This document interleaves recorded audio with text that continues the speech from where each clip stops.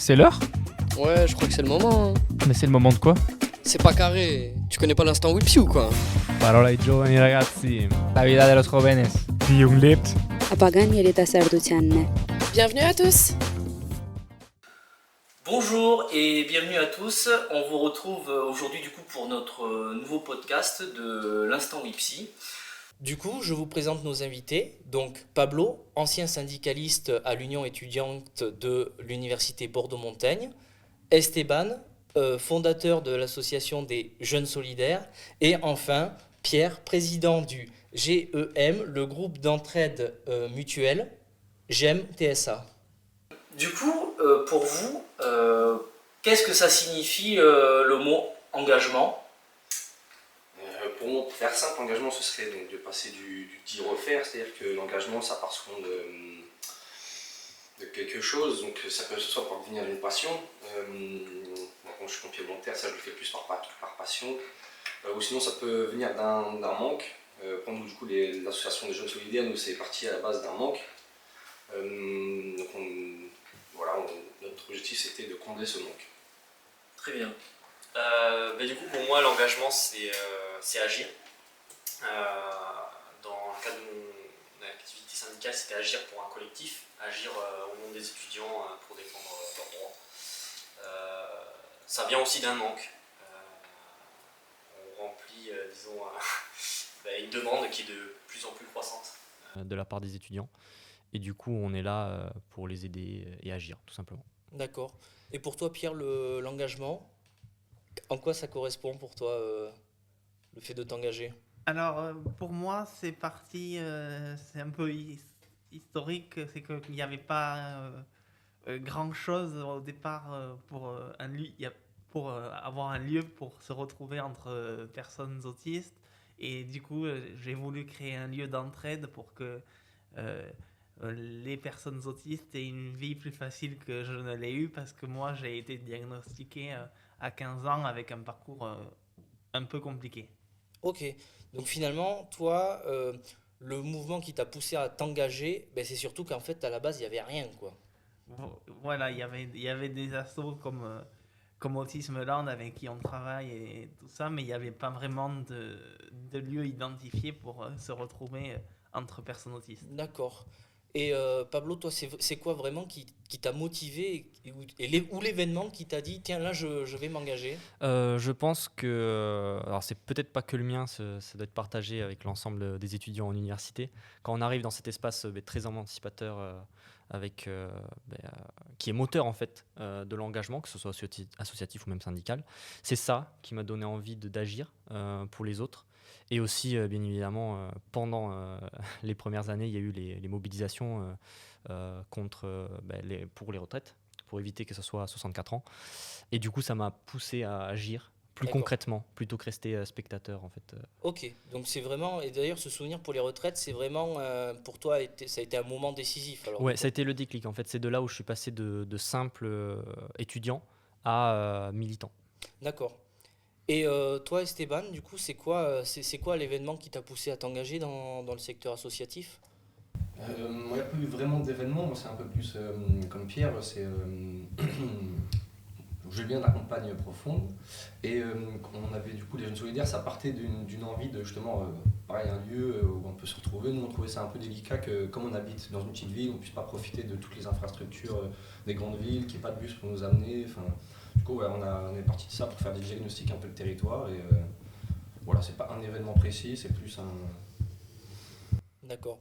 Et sauf que du coup, toi, ton collectif, qu'est-ce qu'il fait ? Il crée des événements, c'est ça ? Autour de fêtes, de villages, c'est ça ? Je ne sais pas si j'avais tout compris. On crée des catalogues d'activités en fait, qui sont tournés avec les 17 ODD. Donc, on crée notre plus gros événement, c'est un festival local. Sinon, on est parti à Strasbourg, on va visiter le Parlement, on fait un peu des activités culturelles pour justement dynamiser le territoire, parce que c'était ça un peu l'objectif. C'est ça qui en avait découlé du coup de l'analyse du territoire, c'était qu'il manquait cruellement d'activités, d'événements, pour dynamiser un peu notre petite ville. Ok. Et toi, Pierre, en termes d'événements, qu'est-ce que vous faites dans votre groupe? Alors, nous, on a plusieurs choses. On travaille autour donc, de la création dans notre local d'un espace de rencontre. On a des activités de loisirs et de sociabilisation, des activités culturelles. On travaille aussi sur un axe autour de l'autonomie, notamment avec le permis de conduire autour de avec l'association landaise pour le perfectionnement des conducteurs débutants. Autour de l'emploi, on travaille sur tout un tas de thématiques de la vie des personnes autistes pour leur permettre de se rencontrer, de s'entraider et de devenir actrices de leur vie. On participe notamment aux rendez-vous landais de l'autisme qui auront lieu les 2 et 3 avril prochains et au mois landais de l'autisme qui est un mois où toutes les assos et le département font un mois de sensibilisation à l'autisme. D'accord. Et est-ce que depuis que du coup tu es dans cette dynamique et dans cet engagement, est-ce que tu te sens toi-même changé ou est-ce que tu as l'impression aussi que le regard des autres sur toi a changé depuis que tu es dans cette forme d'engagement? L'engagement fait grandir parce que c'est parfois difficile parce que notamment parfois il y a certaines actions à mettre en place avec des partenaires ça se fait pas toujours dans le temps où on l'aurait où on l'aurait voulu. À titre d'exemple, on fait une journée sport et autisme avec une chercheuse au mois d'avril. On devait la faire l'année dernière, mais on n'a pas pu, donc on l'a fait cette année. Et c'est pas toujours évident quand on a envie de faire les choses, de comprendre que l'environnement, il faut prendre du temps, notamment pour l'organisation.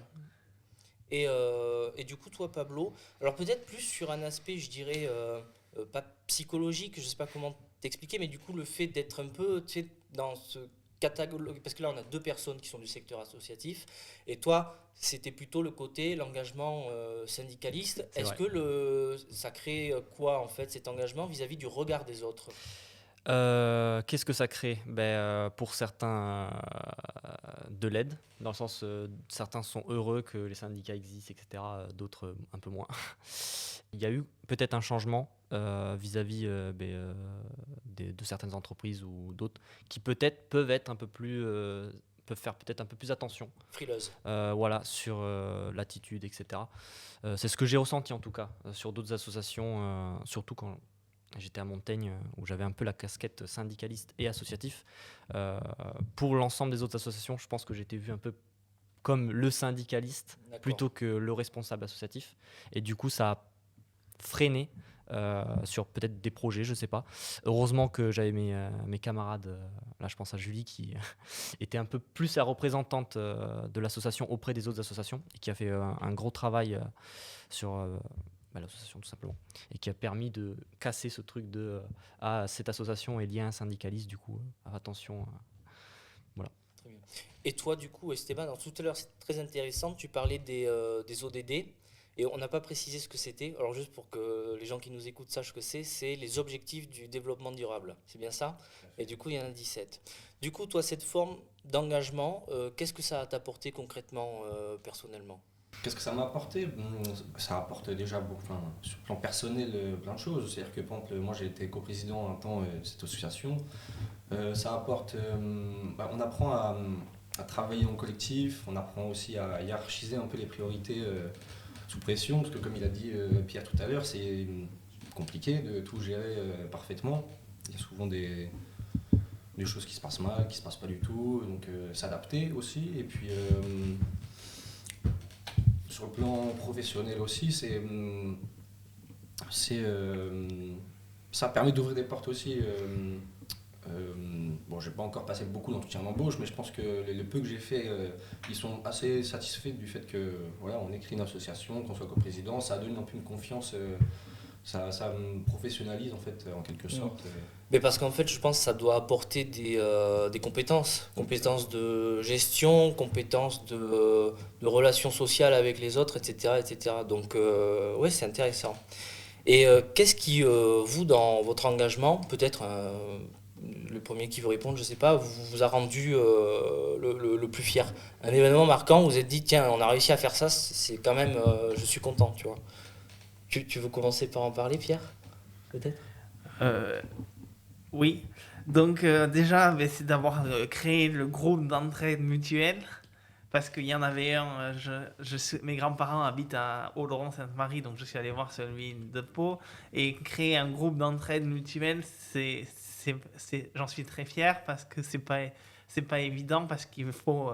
j'ai été aidé notamment d'Autisme Landes, on a 2 assos marraines, la Ligue de l'enseignement des Landes et l'Université populaire des Landes, et une asso gestionnaire AFG Autisme, mais c'est tout un montage de créer un groupe d'entraide mutuelle parce qu'il y a une association d'usagers, les associations marraines et l'asso gestionnaire, et ensuite il faut aller chercher, comment dirais-je, il faut aller chercher le financement auprès de l'agence régionale de santé, mais on a quand même de la chance que quand ça vient des personnes concernées, ils sont plutôt à l'écoute. Très bien.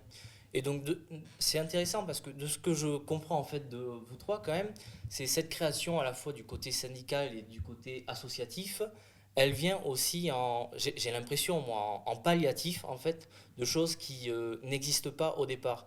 C'est-à-dire, toi, c'est avant tout la gestion du problème des étudiants, qui n'étant pas gérée comme elle devrait être gérée, du coup, il y a la création d'un syndicat étudiant. Exact. Toi, c'était plutôt du côté du manque d'aide et de suivi pour les personnes qui sont autistes.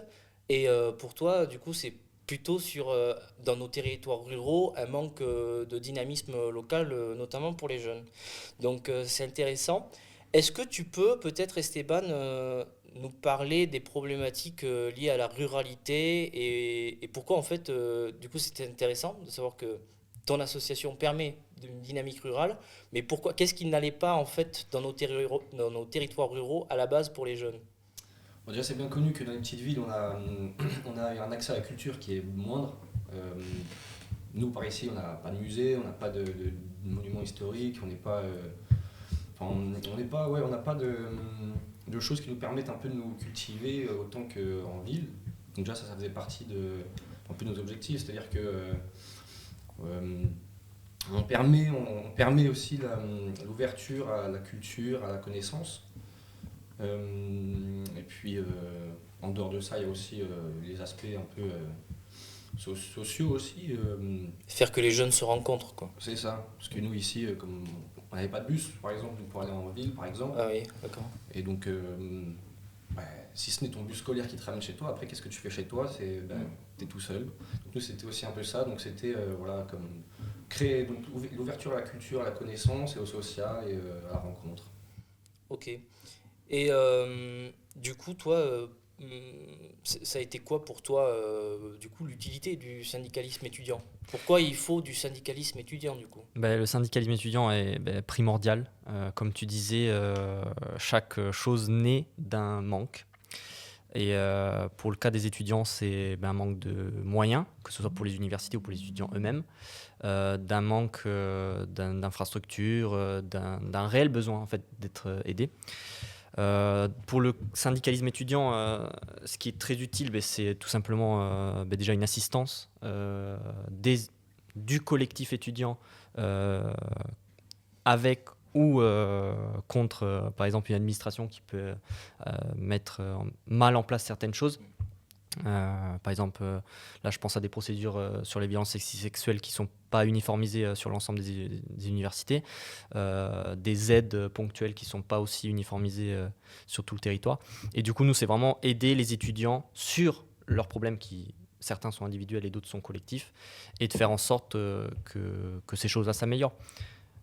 Et en termes d'exemples, il y a vraiment des exemples parlants. Par exemple, on pourrait parler des logements. Exact. Aussi, c'est une énorme thématique auprès des étudiants et Voilà. des étudiantes. La force en fait d'un syndicat, par exemple, sur le cadre des logements, c'est de voter, par exemple, l'augmentation de logements CROUS, donc le Centre régional des œuvres universitaires, donc c'est des logements étudiants gérés par l'État.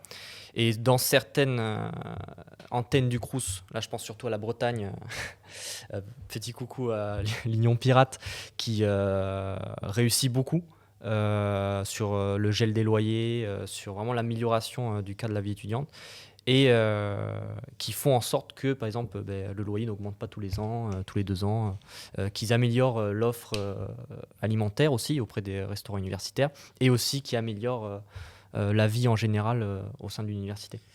Oui, mais du coup, ce qui t'a vraiment poussé en fait à aller là-dedans, c'était le côté toi, ce qui t'a motivé, c'est l'injustice alors C'est ça, à la base. c'est ça. En fait, c'est agir contre l'injustice, agir pour l'ensemble et faire voix en fait à un ensemble d'étudiants qui ne se sentaient pas représentés, du coup avec les syndicats qui existaient à l'époque. Et du coup, nous, on est un nouveau syndicat qui a frayé son chemin et qui aujourd'hui est devenu l'un des plus importants, voire le principal en France.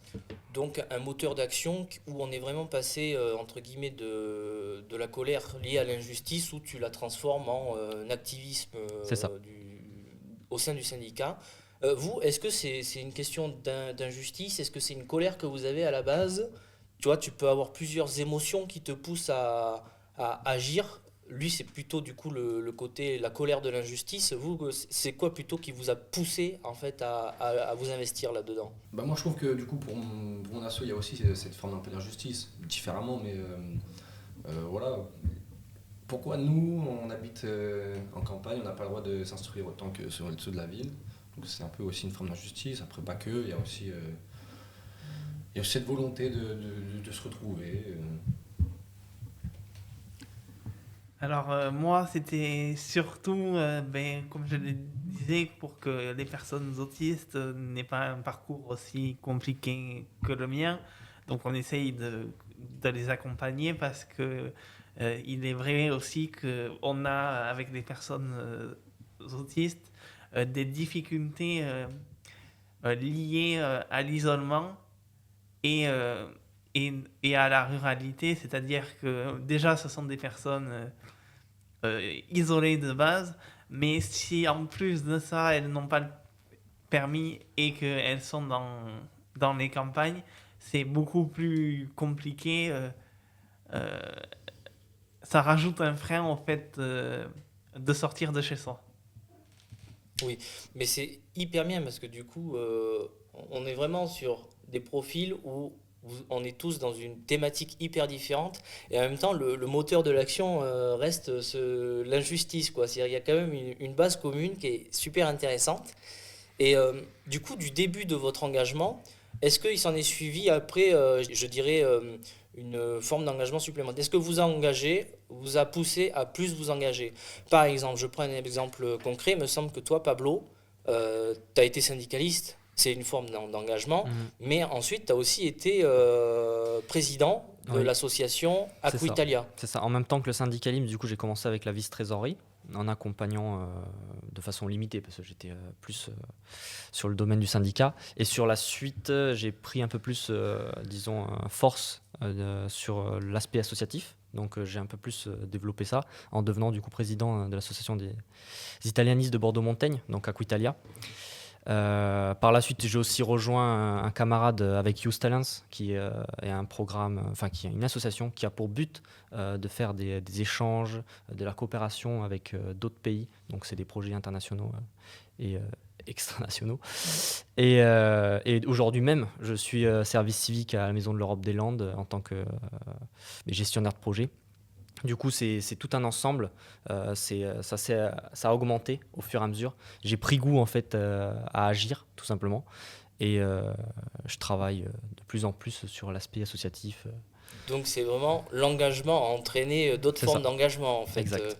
Et du coup, toi, Pierre, tout à l'heure, tu m'as parlé donc tu as ton engagement au sein du groupe. tu t'es engagé dans d'autres perspectives aussi. Alors, moi, je le suis aussi, donc, à la suite du GEM, engagé auprès de nos deux associations marraines, la Ligue de l'enseignement des Landes et l'Université populaire des Landes, au Conseil consultatif des personnes handicapées, qui est une instance nationale où les personnes handicapées sont consultées par le gouvernement ou peuvent se saisir de sujets. Et au Conseil scientifique de l'autisme, c'est dans les Landes, c'est-à-dire c'est avec des scientifiques et des personnes autistes. On aide le département dans son projet départemental, chacun sa vie, chacun sa réussite. Et je suis aussi à la chaire Aditus, qui est financée par le département des Landes avec l'université de Pau, qui est une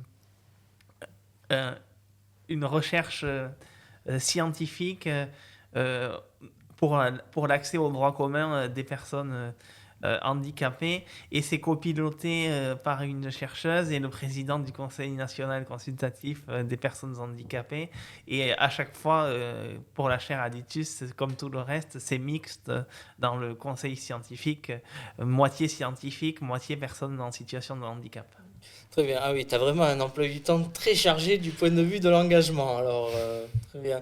Et du coup, toi, Esteban, un engagement, est-ce que ça t'a poussé à t'engager sur d'autres choses ou pas forcément Si, je pense que ça va de pair, hein, parce que quand tu t'engages, tu t'ouvres à de nouvelles choses. Nous, par exemple, notre association, on travaille avec d'autres associations qui travaillent sur d'autres choses, et donc avec le temps, tu peux trouver aussi d'autres causes qui te touchent aussi. Après, tu fais des rencontres qui eux aussi sont engagés dans d'autres causes. Donc, de fil en aiguille, tu t'ouvres un peu à d'autres problématiques qui peuvent te toucher. Donc, tu peux vouloir travailler là-dessus aussi.